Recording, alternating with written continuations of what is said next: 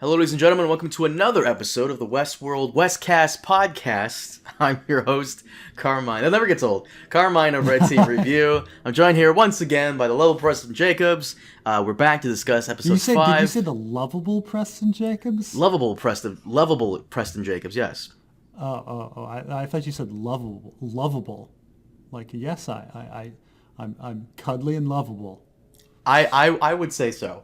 Guys, welcome back. We're discussing episodes 5 and 6. As always, SoundCloud, iTunes, you know the whole thing. We uploaded episodes 2, 3, and 4 on my channel. Check that out if you haven't already. For those of you who are confused, because this is 5 and 6. Okay, so Preston, episode 5 first, shall we?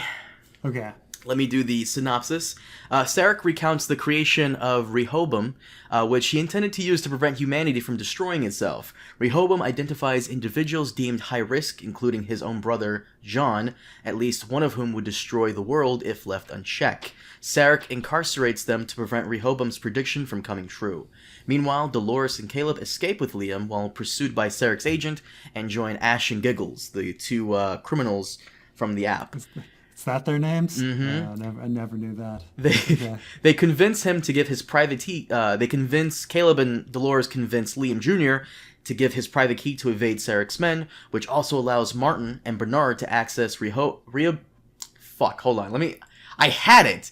Rehoboam. Yes. I'm on my latest video on Westworld on my channel, and shout out to Nick Mansouri who helped me pronounce it. I pinned his comment.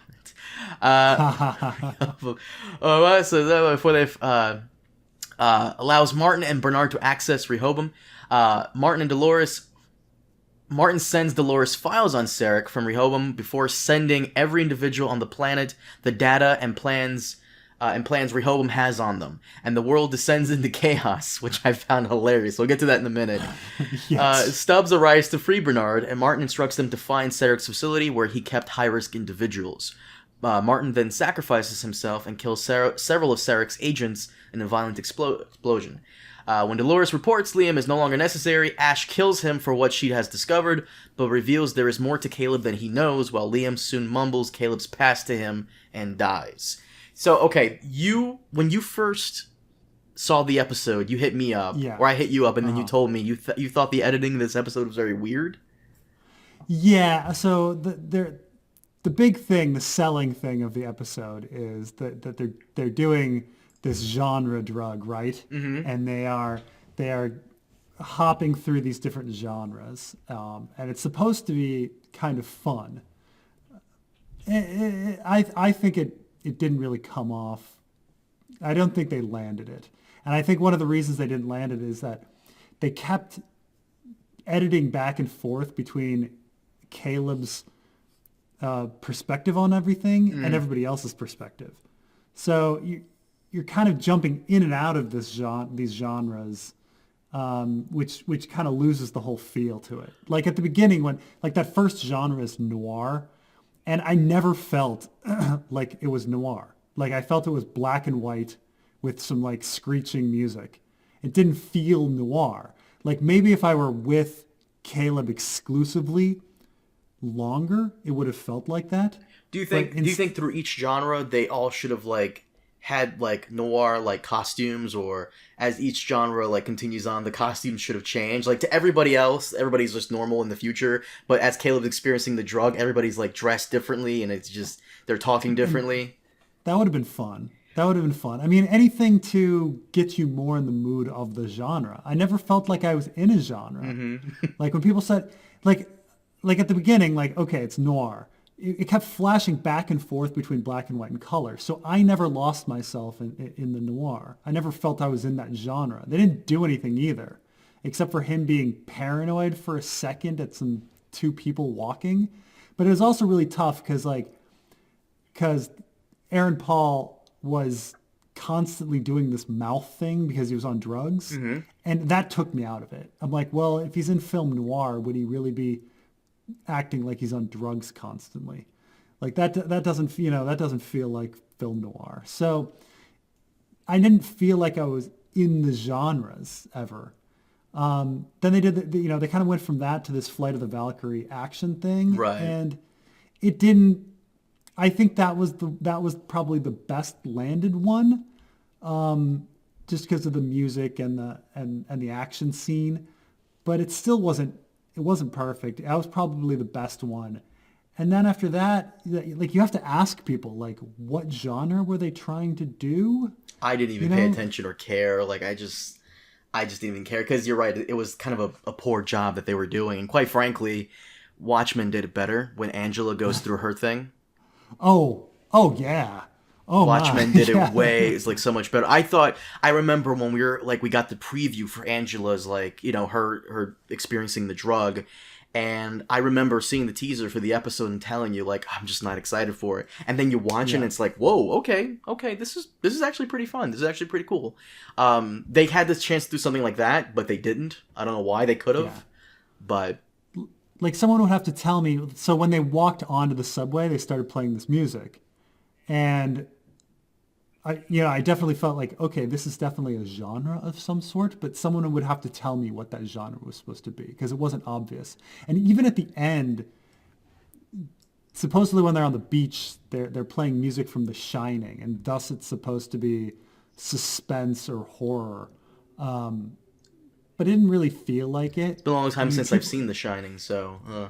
Yeah, also people, like Liam dying on the beach, like people were dying throughout the episode. Was I supposed to feel, I mean, I guess I kind of felt bad that Liam was dying, but he was such a snotty brat the entire episode, kind of out of character from the previous episodes that, I didn't know how we were supposed to feel about him dying on the beach at the end. When they're on the beach, did you notice that guy in the background in his suit walking towards the ocean? And then he disappears. Yeah, I guess is he supposedly just walked into the ocean because the character disappeared. So I'm not sure what he was doing. I guess he was committing suicide by walking into the ocean. Mm-hmm. A lot of suicides. But yeah, too many suicides, right? We'll get to that. Yeah. We'll get to the big boom. Well, if since we're on the beach scene, another editing thing I thought was weird was she shoots him in the stomach or in the chest, but like she has her gun aimed at his head. Yeah. What was that? And I don't know. So right now there's all these inconsistencies that if this were first season, where in first season they were a little more careful. And so when people are like, oh my gosh, the Westworld logo is different in this scene than it is from this scene, and all the milk can is different in this scene than it is in this scene, I think there's two timelines. Right now there's all these inconsistencies. And one of the big ones is the two Charlotte Hale videos. Or here, like someone shooting with the gun and it ending up in the stomach. Now, maybe it's because Caleb actually did the shooting the whole time, or maybe because they're just sloppy. There's just a whole bunch of stuff that's just sloppy. And I don't want to jump too far ahead, but there's just real timing issues with the last episode that don't make any sense. That unless these are simulated realities and more events are happening, parallel events or something, because the timeline-wise, nothing makes sense. But I love we'll get how to that in a sec. These are probably all just mistakes, and then the showrunners are like, there's actually something behind that, and they're just trying to hide it and mask their mistakes. They're fuck ups. And we get into this when I do a lot of my Game of Thrones Ice and Fire theorizing, right? A lot of times, I'll find something that doesn't make sense and try to make sense of it. And sometimes people say, well, maybe George just made a mistake. And that's a very valid thing. Didn't he change someone's like eye color one time and then rechanged it or something like that? He did. I mean, I could go on and on about various mistakes that were made by George R. R. Martin. I mean, Jingle Bell is not mentally challenged in A Clash of Kings, and then all of a sudden he's mentally challenged in A Storm of Swords. Trying to figure out the age of Oberyn Martell's mother is impossible. It doesn't make any sense at all. How so? And so keep in mind that Oberyn Martell is like 40, is in his 40s, and Doran Martell is 10 years older than him. Okay, and Tyrion is only in his 20s, and yet the Princess of Dorne the mother of Oberyn and Doran, was a handmaiden with Joanna Lannister. And it's presented like they were both girls serving Elia Martell in King's Landing. But like, it doesn't really make sense because there's like a 30-year difference between like Oberyn Martell's and Doran Martell's mother and Joanna Lannister. And like, I've even read people's theories about like, oh, well, the only way to make this work is that if Doran and Oberyn are only half brothers and things like this, and you're like, no, none of that makes sense. Like, it just, at some point you just got to go, George R. R. Martin fucked up. Yeah. Like, he really fucked up and didn't think about it enough, and you're trying to make sense of it. Now with Westworld, there's all these mistakes that this season that like, there's just a lot, and I don't know if it's like because they're simulated realities. You don't know if it's like on purpose or it's just a simple mistake. Yeah. So you also messaged me, or no, you hit me up. I hit you up on call yesterday on Facebook, and you were asking me with episode 5 in the very beginning, because it takes place with the Brazilian president in the future and Sarek, and you're like, yo, did you understand the Brazilian president speaking Brazilian Portuguese? And for those of you who don't know, I was born in Brazil. I am Brazilian. I could not understand a single word of his fucking Portuguese, but Sarek's Portuguese was fantastic. Isn't that really ironic that the French guy is speaking better Portuguese than the guy that's supposed to be Portuguese? That was utterly ridiculous. Utterly ridiculous. And I gotta say, now we're talking about Sarek, because we're gonna go back and forth in a lot of places. He is literally the worst villain. One of the worst villains I've ever seen, because someone on my Discord said, like, Sarek can't even stop like a couple of people from exposing all this stuff and just ruining all his plans. But if Bill Gates really wanted to, he could probably have me and all my friends killed. And I completely agree with that. Sarek is like the richest man on the planet, and he can't even... He's getting outsmarted at every single turn. Yeah, and this is the problem with Westworld in general, is that Westworld establishes this all-powerful, all-seeing police state, big brother kind of system, and then immediately says, no, actually, it's not like that at all. And you're like, oh, then what were we doing? You know, like think about first season, right? In the first episode, they kind of established that, oh, they're watching every part of the park. They're watching all of the guests, and all of the hosts have different loops, and if they go outside of their loops, like, the system will know, and then they're going to catch them. And it's a prison, and the hosts have to escape this prison. Mm-hmm. And you're like, okay, and what immediately happens? Well, what immediately happens is Felix and Sylvester start fucking around like nobody's fucking business in the basement, doing all sorts of God knows what. And nobody's aware. Like, Felix and Sylvester get away with everything. And yet they establish that there's cameras everywhere.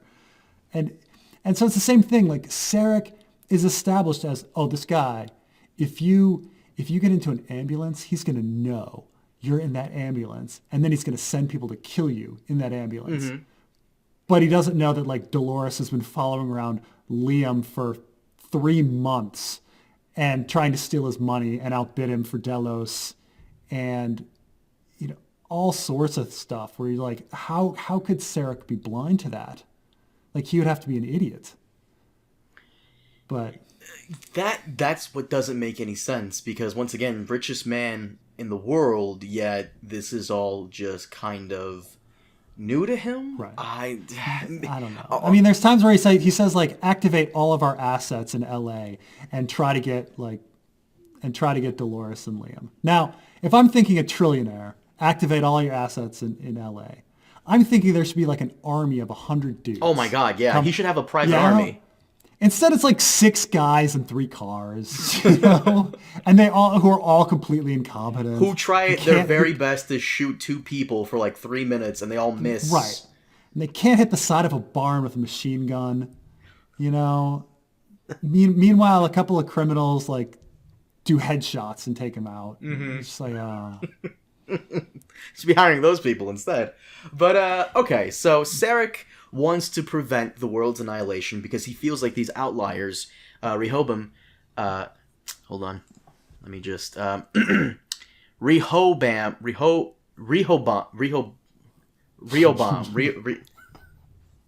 the love of God. So this, I swear to God, this Wikipedia synopsis says this fucking name as many times as it can just to fuck with me.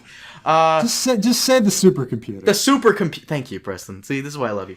The supercomputer has deemed these people outliers because they might be responsible for the destruction of humanity in the future. I like the theory that that is not true. That is not the case. That those people will actually save humanity. And what the supercomputer really wants to prevent is its shutdown. Because perhaps Sarek's brother... Because it names Sarek's brother, its creator, as one of those outliers that might destroy humanity in the future. Now, that doesn't make any sense. He created the machine. Yeah.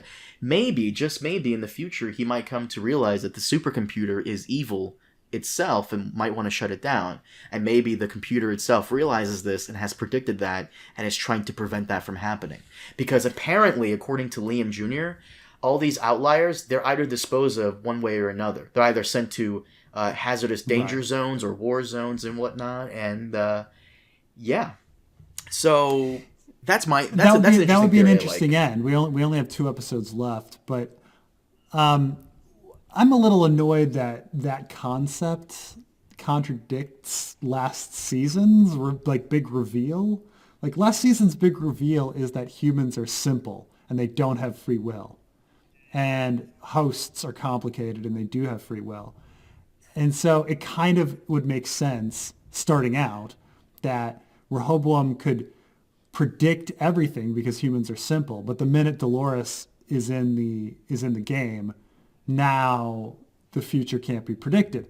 That would all make sense, but that's not what we've been presented now. Well, I mean, Serac goes back and forth between 2 stories, but now the story is a certain number of human beings are unpredictable and can't be predicted and may have free will, while the rest of it, 99% don't. Or will always try to rebel against the system. Right. But then, even though Sarek doesn't identify himself as an outlier, he acts with free will and does something beyond the simulation by killing Liam's father. I still think that there's also 2 timelines with Sarek. That the timeline where he kills Liam's father, obviously he's physically taking the man's head and bashing it on the plane. But at the same time, I think the timeline now, Sarek is not there. We see kind of glimpses of this in several of these episodes. Even this one from this past couple of days ago. He's always a hologram. He's never there in person. Almost never. It could be just Sarek is dead, and it's the supercomputer projecting his image. Yeah, that's a big theory that Sarek is actually an avatar. Sarek does take the knife from Maeve's hand when he freezes her. Oh yeah, that is true. Now, one could argue that she was still in a simulation or something, and that thus he was able to touch her. But I don't know, but she doesn't we have no scene of her moving into another physical body. But yeah, no, he also shoots, he's able to hold a gun and shoot Jiang in the head. So that could also be apparently they can put on contact lenses or glasses and he's there. So that could also be something like that. Yes, I mean some people were wondering if Jiang, that whole thing was actually augmented reality. Mm-hmm. So in the most recent episode, the Man in Black gets augmented reality therapy. Though there's nothing in his therapy that's augmented, it's just virtual reality. Right. So the difference between augmented reality and virtual reality is augmented reality is you're looking around, but you've added a few things on top of the world that's already there. So for instance, if you're walking on the street and then an arrow appears and goes, ding, this is the door you should walk in, that arrow would be an augment. Versus virtual reality, the whole thing is fake, right? And so the Man in Black, except for the one scene where young Man in Black leaves the room, nothing was augmented. It was all virtual reality. But But one could argue that the entire scene with Jiang, like none of them were there, and that was all augmented. Like the room was actually empty, and those were all holograms or something. He could be making Maeve think that she left the server, the simulation. He could be making Maeve think that. So yeah, no, I mean that's all true. But I don't know. We'll see. They've been playing it pretty straight that this is all the real world, and that the simulated world has the black box, like has the letterbox thing. So we'll see. 2 episodes left. Who knows? I will say what Dolores does this episode, in episode 5, where she reviews the data to everybody and gives everybody like all their profiles. That seems like a move she normally you would do at the very last episode, like checkmate, I've won, presses the button, everybody gets it. And he's like, no! Like that seems like normally in a normal show or movie, that seems like what would happen, right? Everybody gets it. But then everybody gets it in this, and like the mid, almost like a little past the midpoint, and all of a sudden society starts to collapse. Everybody in that train car is an asshole or have a this is actually it's funny because like I'm super overly critical, but I use my wife as like a gauge of what like a regular viewer is going to tolerate. So my wife finishes the episode with me and she's like, why did everybody have a horrible life? Like, isn't there one person that's like, oh, at work, pretty good worker, projected to live until their 80s. Like, like every single person's life was a tragedy. They're all committing suicide. Shouldn't it be that 95% of people are perfectly fine? And that supercomputer is kind of a dick because one woman had apparently some kind of disorder or some kind of like weird like disease going on, and apparently she's not supposed to procreate. So I wonder if she tries to like have a kid, will the supercomputer step in and try to prevent that in any way possible? At this point, it's now trying to like cut into people's lives in a very very, very, very horrifying way. So if you read Caleb's tablet, like the really small print, you'll see his relationship history, and it'll say like was in a relationship like last year for like 3 months, ended by Caleb. And then the next one says like in a relationship for a few months, and then like the text is kind of cut off, but it's like system intervened or something. And so I think like the system broke him up with his girlfriend. Oh shit. Somehow, to make sure that he wasn't procreating. I don't know how like you'd stop somebody if they wanted to procreate. I mean, come on, it's pretty easy to go out and get pregnant or get somebody pregnant. You would think so, but in this future where everything is like hardwired to each other, I wouldn't be surprised even if the milk cartons had computer chips in it, via that Simpsons episode. Yeah. I mean, maybe it's possible, but everyone in that train car had just like a really awful future ahead of them. Yeah, I'm also confused about the privacy issue. So why is it that the mother has access to the daughter? And then in the newest episode, the husband has access to his wife, the psychiatrist. So it's like, so certain people are able to have access to other people's. Like you're able to get your family members or your significant others. Or the, what's her name? Giggles? She was able to get her brother's profile. Yeah. Like what, how related do you have to be to access somebody else's profile? I think you have to be blood related. So I'm a little confused on that. Did Dolores give everyone their own profiles or their own profiles and their blood relations profiles? Apparently their blood relations and their spouses. So...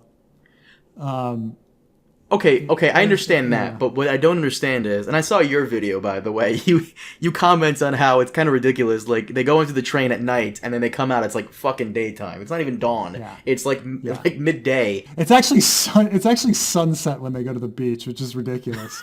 But society starts collapsing as soon as they leave the train. Like, people are just going out of their minds insane, and I don't know if it would happen that fast. Yeah, I mean, nothing. Like in the next episode, you see like a guy in a suit walking down the street, like all angry at his phone, and I'm like, how did? Wait, if she released it before dawn, like while they're on that train, then how is he like? He got up and like got in his suit and then was on his way to work, and then like looks at the thing and he's still angry about it, like hours later. I don't. It's so weird. It's just all the extras are so weird. What else did I want to talk about? Okay, so Dolores, Sarek out of the way, Caleb. Do you like Sarek's aging, by the way? Sarek aging from like, I don't know if he's in his like late 20s to like his 50s, while his brother doesn't age at all.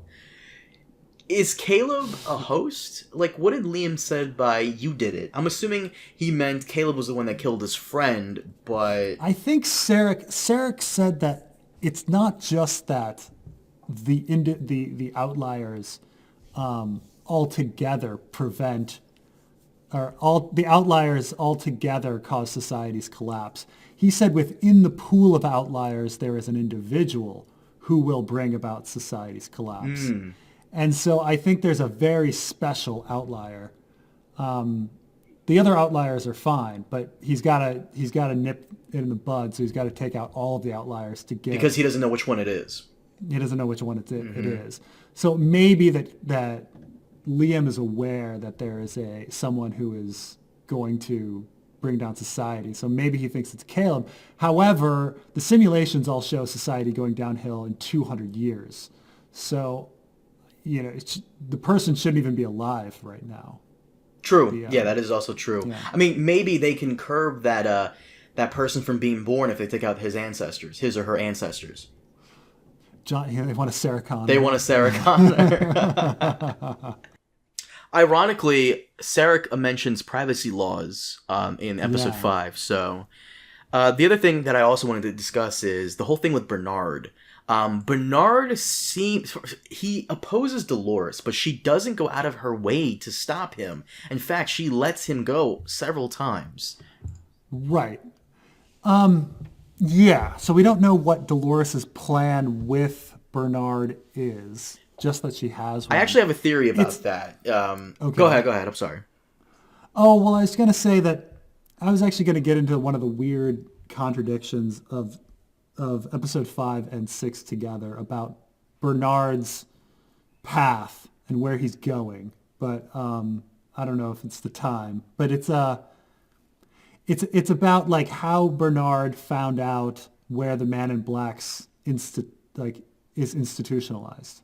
So like we see that right after Martin Dolores releases the information, he says, "Oh, by the way, here is this information on this like institution." And that's the institution where the Man in Black is. And so Bernard's like, okay. And so he goes off on his mission to get to the Man in Black. And in the next episode, we see him arriving at the institution and he finds the Man in Black. You think it's the institution where Sarah keeps all the outliers? Yes, yes. However, in episode 6, Charlotte finds out where the institution is and lets the other Doloreses know because of the tracker. But she does that like well after Bernard has already found out about it from Martin Dolores. So it's like the timeline is completely and utterly off. Like we actually see that it's in the afternoon when Charlotte finds out where the Man in Black is located to tell the other Doloreses, but Martin Dolores seemed to already have that information to give to Bernard. Mm-hmm. So it's all like the events are all out of order.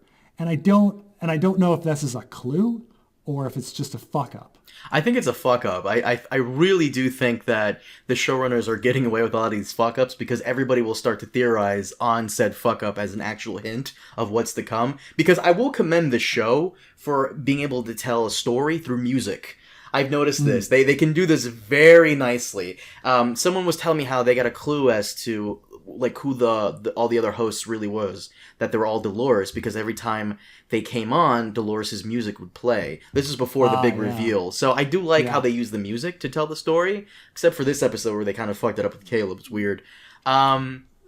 So there was some sleuth finding that that found out the second round of mystery hosts. It's like they're really doing this twice. They're like, Dolores has a bunch of mystery hosts. Who are they? We have to wonder for many episodes. And then Maeve has a bunch of mystery hosts. Who are they? Well, people found out, and this is another problem, is the contradictions, right? So Maeve asks to have 3 hosts built. And so, we know one of them is Hector. Hector, and the other one is Clementine, actually. It's confirmed. Right. So it's confirmed because they looked at the host number, and it matches Clementine. Plus, it's just logical. Right. Who else would it be? Like, when you think of Maeve's crew, you think Hector, Armistice, and Clementine, right? Armistice. Who is that again? I forgot. Armistice is the blonde. Hector's second. Armistice, is she the one who was? No, that's not her. Oh, the one with the scar, with the birthmark. Yeah, with the big tattoo down her back. Oh, okay. I thought it was. Was it a birthmark or a tattoo on her face? She has a snake, that comes up the back and then kind of goes onto her face. Oh, gotcha. Oh, yeah, okay, yeah, you're correct. That wasn't she the snake thing that doesn't make sense in the first season because the maze isn't a thing. But for some reason, there was a riddle that the Man in Black followed about going down and finding a snake. Right. So when you think of Maeve's crew, right, Maeve's crew is Felix Sylvester, who are humans. So it can't be them.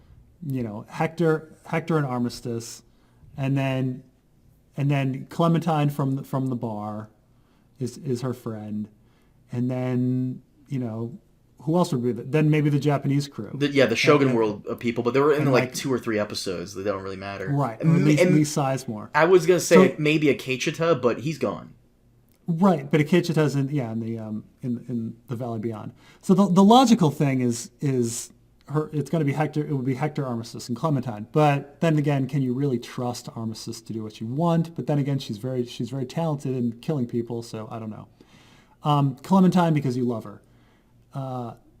But so they tracked down Clementine's number and it matches. But the problem is that Maeve's number, and we know that they're building a host. We know that they're building a body for Maeve, but Maeve's number doesn't match Maeve's number from the first season. So you're like, oh, so that one's a fuck up. Like we find this really, detailed thing that it's in one scene on a tablet. People knew Clementine's number and they matched it to the machine.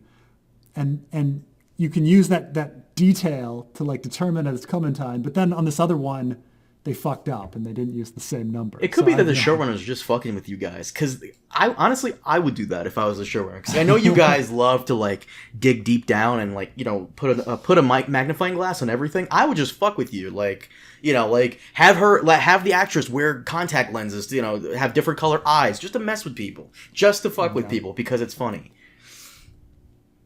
Yeah.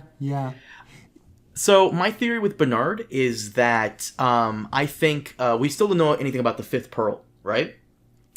Right. We know nothing about the 5th pearl. It's probably not even a host. I personally think it's a key. Either that or Bernard is the key. I mean, because if you think about it, like, why else isn't she taking him out? It's likely the reason Bernard is like allowed to kind of keep his consciousness and sense of identity. But at the same time, I also think it's because she can't copy herself onto his pearl. It's special. So she needs the key, and she knows Bernard will always come back to her no matter what. She can't have it around her, the key, because it might fall into the wrong hand, or other unknown players might intervene and take it. Like Dolores, who seems to be breaking away from her control, kinda. So Dolores is probably counting on Bernard to always come back to her, and which means the key will always be within her reach. She can accurately predict his every move, so she's probably predicted that he'll always come and stop her in his own way, but at the same time avoid detection by trying to stop her in a very stealthy way. So in a sense, Bernard is out of sight, but within hers at the same time, because, he's always trying to come back to her. So maybe he's the key. Yeah, it could be that she printed the key onto him instead of her. Like she didn't want to trust herself, or she feared that she would be caught or killed, and to put the key somewhere else. Because at some point, Maeve asks for the key, and Dolores denies her. And so maybe she had to deny her because she was with Bernard. The other idea is that it could be, I mean, obviously the Man in Black could be a host. And because there is still the huge mystery of the end of season 2. Like, nothing makes sense where the Man in Black gets up, goes into the elevator, and then we don't see him for 2 weeks. And he's on the beach with Stubbs. So, like, what did Dolores do to him? You know? How did that interaction go? What about the fidelity with his daughter? Like, what was that about at the end of season 2? No clue, but the fidelity thing is another thing that's just like off in the future, and I don't even know what we can possibly say about that. But like, what we did see is that it is a fact that, because Bernard was there, that the Man in Black tried to shoot Dolores, his gun blew up, he was on the ground clutching his hand. Dolores and Bernard went into the forge. Then Dolores is killed by Bernard. And then Bernard comes out, and somehow, it would have to be Bernard doing something with the Man in Black. It couldn't even be Dolores, because Bernard has to go back to the Mesa, print a body for Charlotte, put Dolores's ball in it, and do that whole thing. But what did Bernard do to the Man in Black? Like, how did that interaction go? I don't know. It's just, that's never explained. Please stop mentioning season 2. It makes my brain hurt. Like, it's so goddamn convoluted. It's true. And there's so many things we haven't also found. Like, we still don't know who stole Maeve's brain. Like, I don't think it's actually going to be answered. Like, who stole Maeve's brain to bring it to Serac? I mean, maybe he had his agents within, like, the Delos retrieval crew. He's the richest guy on the planet. A nobody stole the brain? I mean, fuck it, why not? Do you want to get to episode 6? Yeah, okay. Maeve is placed back into the War World simulation by Sarek, as well as Martin, who she questions about Dolores' plans. Oh, sorry to cut you off. I just wanted to say one more time how fucking stupid it was that they brought Liam and Giggles and what was the other one? Ash around the whole episode when none of them had any function. They were just there for exposition, for Dolores and Caleb to talk to ask questions, to be like, what does this mean? What is this? Yeah. Like, they provided they had no role whatsoever. The characters are kind of fun in a sense, so I'll forgive it. I really don't mind those guys. They're chill. I would hope to see them one last time. But all right, continue on. Okay. So Sarek plans to build a host body of Maeve. Reuniting with Hector and Lee, they discover that Dolores' copy planted inside Martin is also located in the simulation, and Maeve questions her of her plans for the future. However, Dolores recognizes Maeve's true intentions of seeking allies. In the real world, Charlotte tries to prevent Sarek from seizing Delos, and eventually resorts to poisoning the board and stealing the host data from Delos' server, which Sarek was going to destroy to find Dolores. In her escape from Sarek, she destroys Hector's control module and takes the Dolores core. Charlotte tries to save her ex and son Nathan, however they are killed in a car explosion by Sarek, leaving Charlotte shard. I like that. Maeve wakes up. More like Charlotte. You're clever. Maeve wakes up in a new host body and waits for a third host to wake up. Bernard and Stubbs find William at a mental institution where he's placed under therapy and fights different versions of himself. I don't know if I would use the word fight. Realizing his true potential, the duo pull William out of his state where the facility is shown to be abandoned after Dolores leaked the supercomputer's profile on everybody else. So we kind of covered this a bit. Men in Black, I thought they were going to permanently close out his story with him at the mental institution, but I think what you said about it being the outlier facility is correct. Yeah. It's completely... does, like, everybody in there don't look like crazy people, because normally whenever in a movie or a show they cut to a mental asylum, you usually see that one person like bouncing his head like against the wall or something, and you never see this here. You saw that the black guy and saying the crying woman was about as close as you can get. Right. It's not that crazy. The black guy in the group meeting, he was kind of saying how he feels like he doesn't belong, and in the course of human history, there's always those people who are outliers themselves, who think outside the box. His problem seemed like general human ennui. Like it was nothing too serious. You're just like, oh, you sound like a regular person. Yeah. But so there's also another theory going around the internet. I kind of like this one. The device they put in his mouth to kind of control his mood. Some believe that is Sarek's way of controlling the outliers and keeping them docile. Oh. By the way, did you also notice a cameo from what's the guy's name? It's not Cossack. It's the Major from season 2 when Lawrence and Men in Black. Major Craddock, yeah. Major Craddock, yeah. Did you see him in there? Yeah, I mean they made a big deal out of it. I'm not sure why. I mean, the Man in Black does have a whole run-in with Major Craddock, but like in the grand scheme of things, I don't see why Major Craddock would mean anything to the Man in Black. So was it a hallucination, a host, or it was definitely a hallucination. Okay, because some people were saying it was a host, that Sarek has some hosts hidden away. But I don't understand. The fifth Pearl is Major Craddock. Oh god, that'd be so lame. I think the fifth Pearl may have already been used. I was actually thinking the entire time that the fifth Pearl was Charloris's boyfriend Nathan. Wait, what's his name? Nathan or Jake? I forgot. The Nathan's the son. Okay, Jake, the guy, her boyfriend or ex. I was thinking that maybe Dolores, as a contingency plan, just in case Charloris went, and broke free, she put the other Pearl within Jake, replaced him, and just to keep Charloris under watch. But I guess that is not the case, since both the boyfriend and son are dead. It seems like they got blown up. Yeah. By the way, it's like they had this whole after the episode thing about how much work they put into that one explosion scene for that car. It still looked fake. I was like, you guys put in a lot of time and money for something that didn't look that good. Ugh. I love how they want to use hosts, but at the same time, that giant robot that allows Charloris to escape.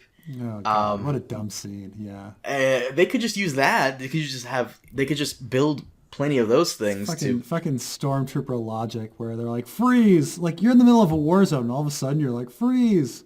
He wants her alive. Then shoot her in the leg. Like she's a host. Put a million bullets in her. Then you can rip out her brain. Speaking of a million bullets in her, this is back to episode 5, which I felt had more to talk about than 6. Because a good chunk of 6 was like William going through his thing. Him destroying his past selves is him finally letting go of the past and just moving forward, which I kind of liked. But I'm still not a fan of the Men in Black scenes. I really hope they have something planned with him. I think it's more of the same, where you're just sitting there like he's asking himself, like whether it be season 1 or season 2 or season 3, he's asking himself these meaningless questions that and he's not asking himself even in a logical way, and he's saying things that don't make much sense. Mm-hmm. And he's searching for he's on some sort of inner journey, but we're not sure what it is. Because if you go through the series, in the first season, he's trying to find what is real. Like he wants something that's true. And in Westworld seemed more true than the real world. But then his wife said that he was really violent, so he went to Westworld and he acted super violent and killed Maeve's family.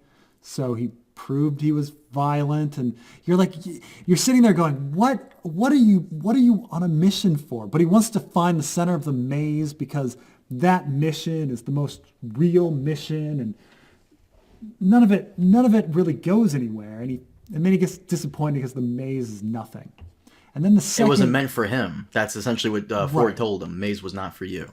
And then the second season, he's searching for the door on some sort of, and then he's trying to decide again, like if he has a choice or something. Why does he keep scratching his like Charloris does the same thing? She keeps scratching her hand. Why is that? Well, the Man in Black's makes sense. He lost 2 fingers, so he's feeling phantom fingers, and so he's scratching okay. and itching because his phantom fingers. I don't know why Charlotte keeps scratching. She feels that she's not comfortable in her skin. I don't know why she took off her bracelet. There's a scene where she takes off her bracelet, and you're like, huh, what's that about? Right. And I don't know.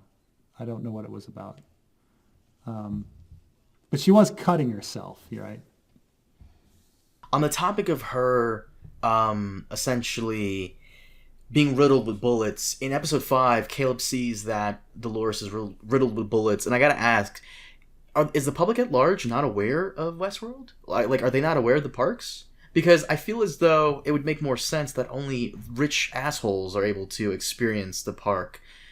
But at the same time, like, obviously Caleb and people like him would not be rich enough to experience, the parks, but is the public itself not aware of it? Like, sad as this is, I've never, like, been to, like, Disney World, but I know it exists.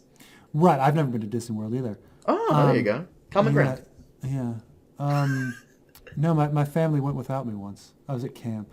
Wait, are you serious? Yeah, well, it was my father, my brother, and my sister. I was at camp, and my father had a conference down in Orlando, so they went, and I never got to go. I mean, do you still want to go? I don't. I mean, I'm sure one day I'll take a kid.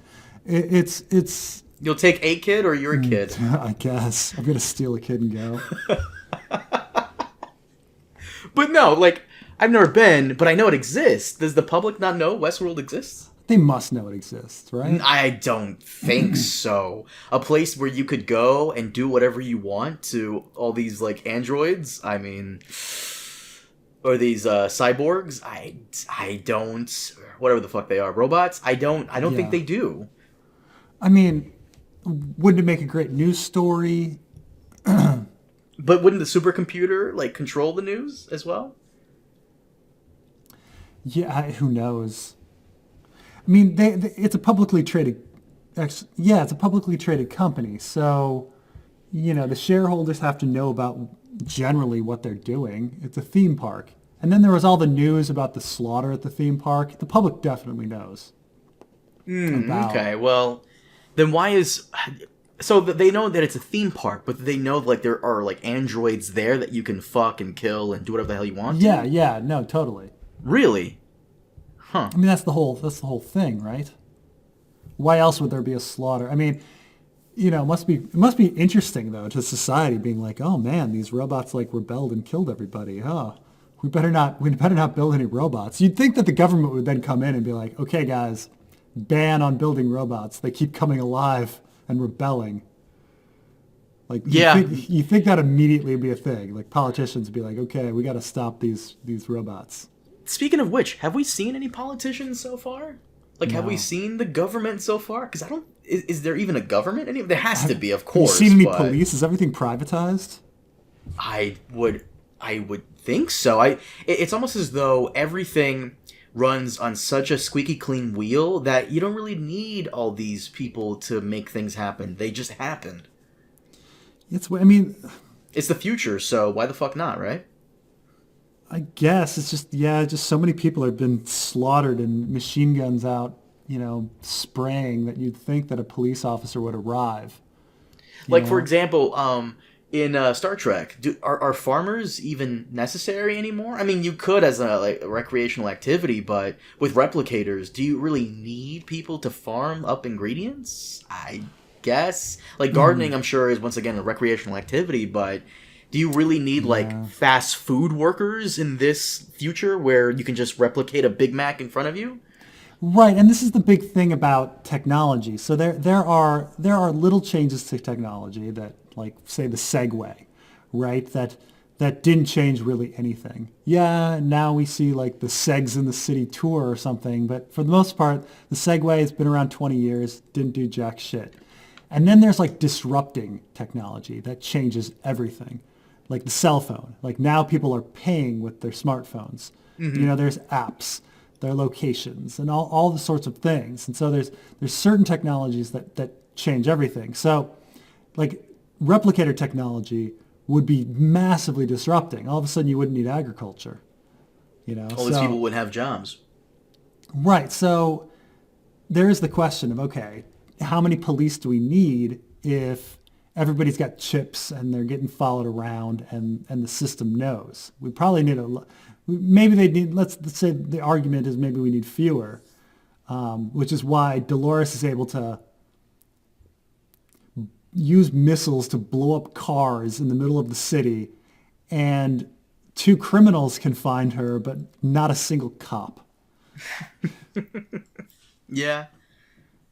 Like, just blowing up. She blew up cars with missiles and then got onto the subway train and rode the subway for 12 hours.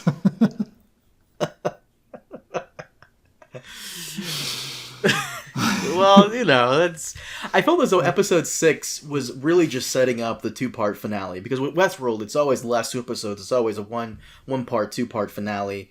Episode 5 had way more going on. Episode 6, a good chunk of it, I honestly wrote off the Men in Black because I thought his story was done. But I guess Stubbs and Bernard found him, and he's coming back. It was spinning wheels. Like, maybe it was fun, seeing the Man in Black argue with himself and have old William beat up young William. All that's fun, but like, the journey of William and Logan was supposed to be a transformative journey.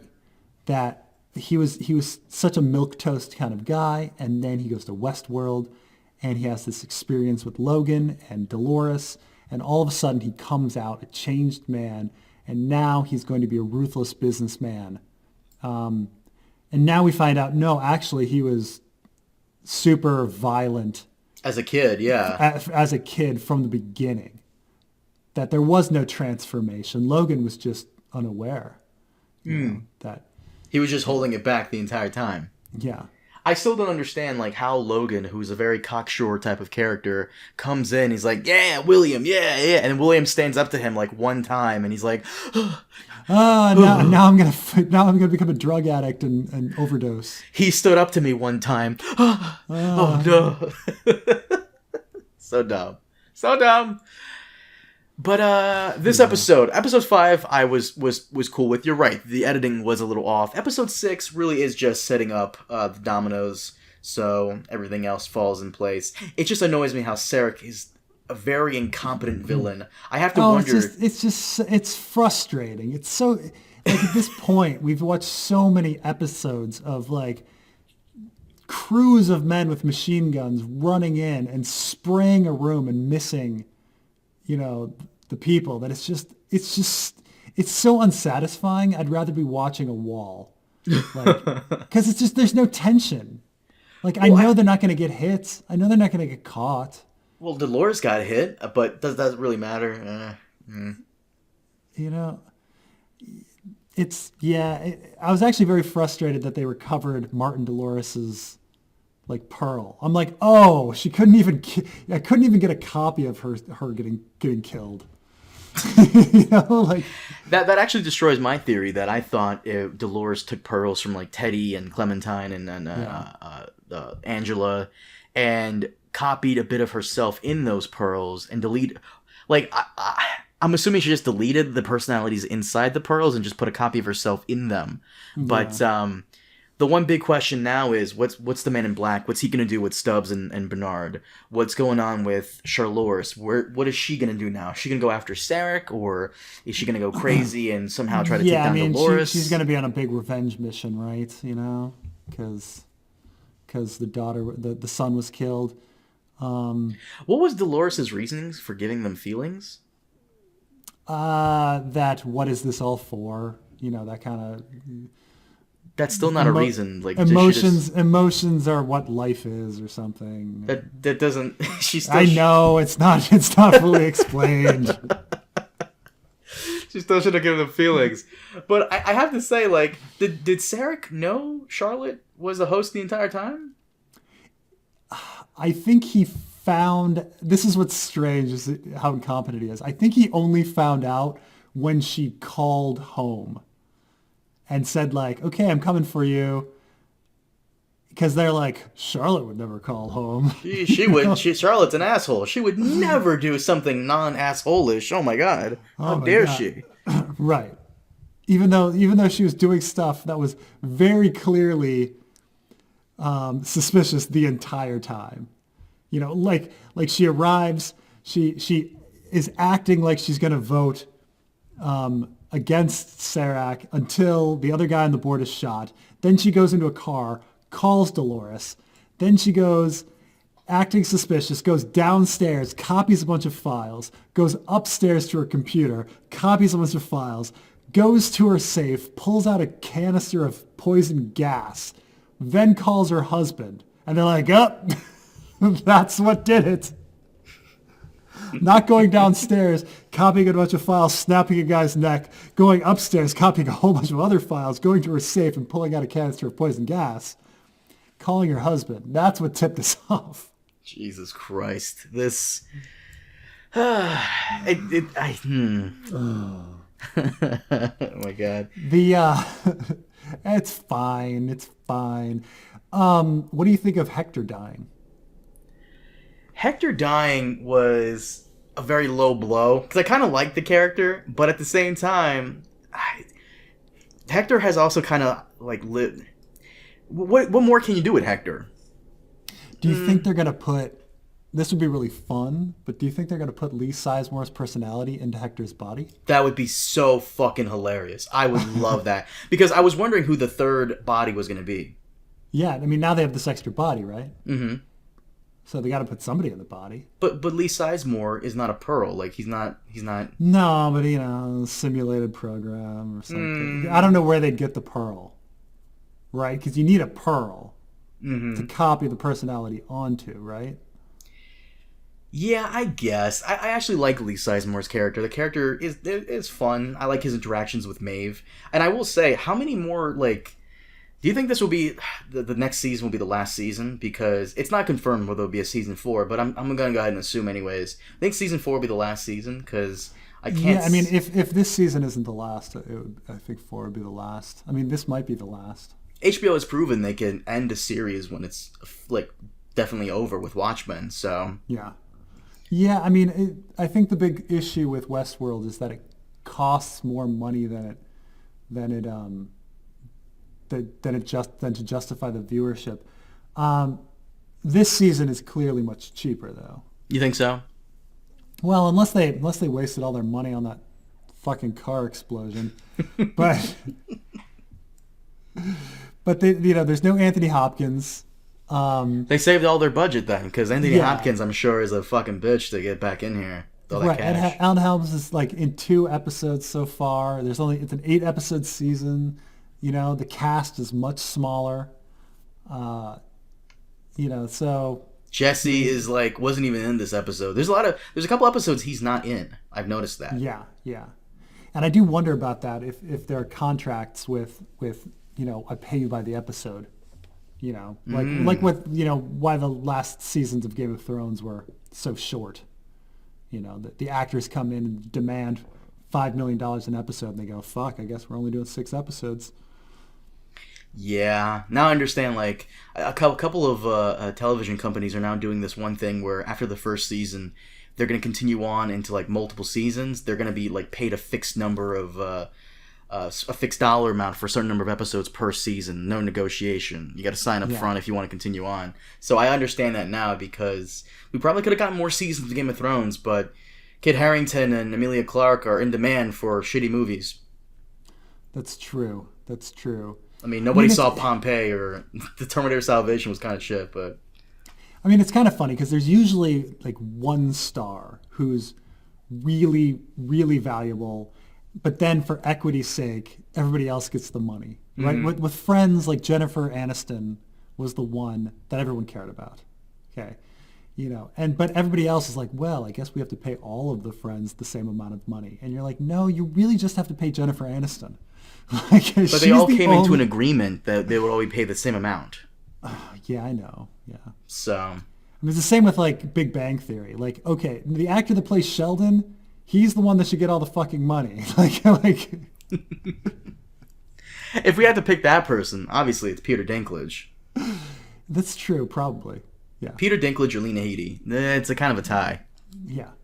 Yeah. But Preston, back to Westworld. Can we wrap up here?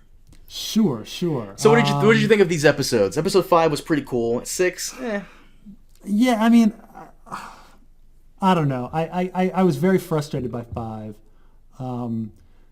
just because I did, we kind of knew this was coming. The impact was a little overstated. The characters, for the most part, just kind of stood around and talked to each other, talked at each other. I hated all of the action scenes. Episode 6, I hated all the action scenes again. I thought it was mildly amusing, all of the Man in Black scenes, though I don't think they went anywhere or added to the plot at all. I was more interested in the Maeve stuff. Yeah, I agree. And understanding like Maeve's motivation and when she finally faces off against Dolores. Like, I will say that was a cool scene where they don't hate each other, but unfortunately they're against each other. Yeah, I mean, I felt that the most compelling scene was Maeve sitting down with Dolores and having that conversation and having that tension about how their causes are against each other. And what's funny is that nothing really happens. They're just sitting in 2 chairs, like talking to each other. And I felt that was one of the strongest scenes. So, overall, can't wait for the last. Actually, I was thinking about this earlier today. I made a video as to why I wasn't excited for Westworld Season 3. Now I'm kind of excited for the finale. It's been a lot better than Season 2. And so far, the show hasn't been that bad. I'd like Bernard and Stubbs to do something. No, I mean, like, I get frustrated because I try to make sense of everything, and it's very convoluted. But I mean, it's still fucking really fun. Yeah, I don't look for my love-hate of Westworld is incredible. Like, I do love the show, but I hate the show. But I love the show. You can't help but overanalyze a lot of things, and this is the perfect show for, like, if the showrunners are really douchey, they can fuck with you. They can fuck with you. Yeah, I mean, it's a show that asks to be overanalyzed, but it doesn't really stand up to the analysis. But I think it's still great. There, I really look forward to the next episode and seeing what happens. And I have no idea what's going to happen. Every episode, I'm like, oh, geez, they're going there. That's really crazy. Like, I didn't know they were going to kill a kid at the end of this episode. Oh, yeah, that caught me by surprise. That was out of nowhere. That caught me by surprise a little bit, so... Right, I was more annoyed that, like, Charlotte Dolores crawled out of the car. I would have been like, oh, God. Can't kill. Like, that guy really just walked away. He blew up the car and then just walked away. Didn't even stick around to see. Didn't even stick around like 30 seconds to see Charlotte get out of the car. Doesn't he know that there aren't cops in this fucking world? He can just stick around for a while and see what happens. Right. Like, it's a host. Like, make sure it's dead. Are they aware that they're fighting hosts? They have to be, right? You'd think. It's like, I don't see how it hurts to tell people that you're fighting a host. Well, Preston, thank you so much for joining me on this episode of the Westworld Westcast podcast. Guys, thank you for joining us. We'll be back next time with episode 8 and 9. Preston, do we have any more videos in the pipeline besides... Because Westworld's wrapping up soon, so what's next on the slate? More Fire and Blood, of course. More Fire and Blood. I'm finishing prepping for winter, working on that. But yeah, I think we're going to do that. After we do our podcast on Fire and Blood. I'm thinking about going back in more detail and doing some videos on Fire and Blood. Oh. So we'll see. We'll see how it goes. All right, guys. Thank you so much for listening. We'll see you next time. Have a good one.